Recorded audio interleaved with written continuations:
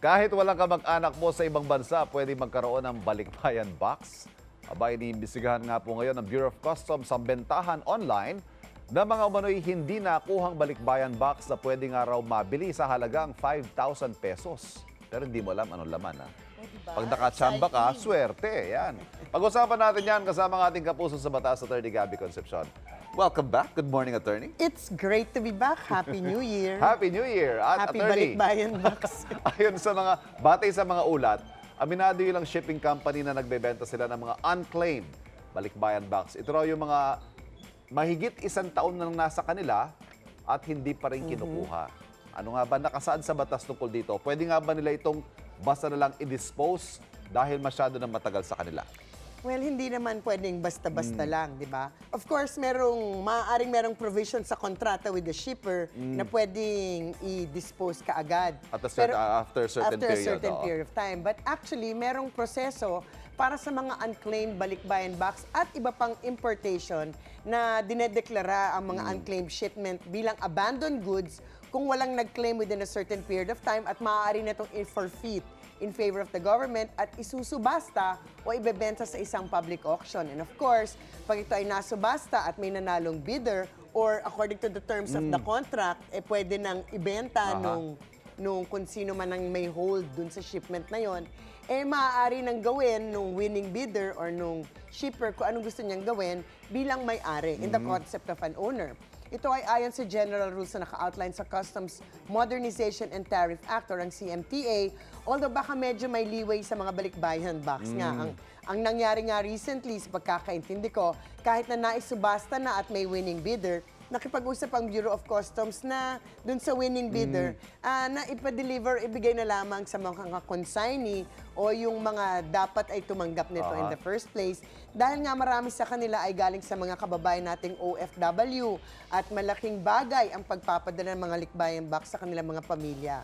So to be fair, hindi naman ito ang usual na gawain at kailangan natin bigyan ng credit ang customs at ang mga grupo na nag-participate para gawin ito. So sa question na pwede bang ibenta ang mga balikbayan box na to, well, hindi pwede kung ito ay nasa kustodiya ng Bureau of Customs pa, di ba? Okay. At hindi pa nare-release ng ayon sa batas dahil nga ang tamang disposition niyan ay through a public auction. Pero once ito ay nasubasta na, pwede na, maaari na lang i-dispose in accordance with how they would want to dispose So, assumption of it. nun, pag binenta na, pag-aari na nung kung sino man yung nakapag-bid, Correct. nanalong bid. Ayan. Correct. Ano naman, Attorney, yung habol ng mga pamilyang may-ari talaga ng balikbayan box na ibinenta?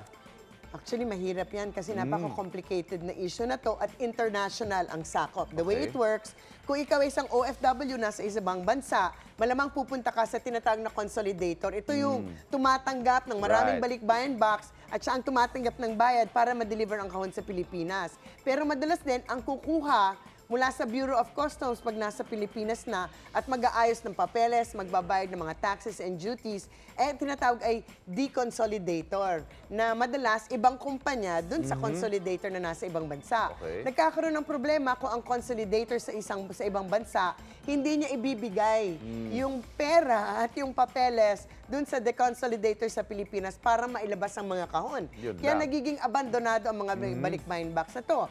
Pero ang may sala ay nasa ibang bansa, so mahirap kasuhan unless magkakonsyaba sila nung nandito sa Pilipinas. Kung kukuha pa ng abogado, nagiging napakamahal, considering na theoretically, ang maximum amount na pwedeng nasa balikbayan box ay hindi lalampas 150,000. Kung kakaso pa kayo sa ibang bansa, masyado ng prohibitive. So ang pinakamaigi talaga, magkaroon ng mga procedure in place na ang pamahalaan natin ang magpoprotekta sa mga kababayan natin against these unscrupulous people. Kasama na din siguro dito na ang pamahalaan na siguro ang mag-form ng team para mag-file ng kaso laban sa mga consolidator na to na nasa ibang bansa. Pwede rin ba, Attorney, maparusahan yung mga nagre-resell online na mga balikbayan box at maging yung mga bumibili nito?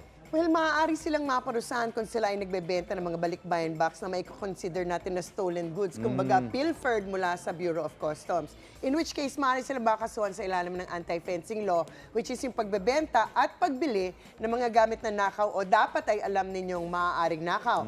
Remember, sa ilalim ng batas na to, maaaring makasuhan hindi lamang yung nagbebenta, kundi na rin yung buyer na alam nila na baka nakaw ang gamit. So dahil nga napaka-komplikado ng issue, dapat ay mag-rely na lang tayo sa trusted na mga door-to-door companies. May listahan ang DTI at ang Bureau of Customs ng mga accredited companies na to. Kasi sayang naman, kasi na-attract sila pag merong, discount dito bago kaming kumpanya. Right.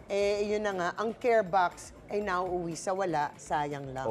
Hindi lang kasi ito balikbayan box at kung ano man yung laman nun, di ba? Ay, ang laman Dugo't din nun, pawis yun. at dugo. Yan. At pagmamahal. At pagmamahal. Correct. Yan. Yun ang tunay na value ng Pero balikbayan parang box. magandang laman ng balikbayan box usually kasi nga, Oo naman. pag-ibig ang Minsan, nandun. isang taong pupunuin yun di ba? Correct. Iipunin. Yan. Attorney Gabby, maraming salamat. Maraming Have a salamat. great week ahead. And Happy New Year.